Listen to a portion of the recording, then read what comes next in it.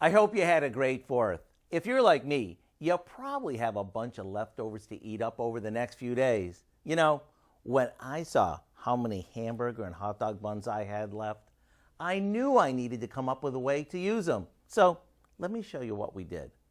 The first thing we do is combine some softened cream cheese with a bit of mayo, dry ranch dressing mix, and some shredded cheddar cheese.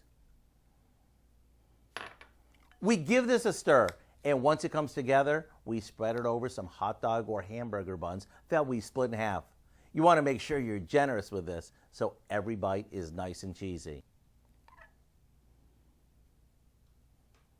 Right before you're ready to serve them, place them in the oven and bake them until the cheese mixture is all melty and the edges of the buns begin to brown.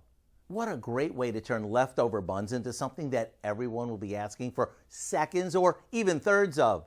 These are so good, you'll probably be adding hamburger and hot dog buns to your grocery list all year long.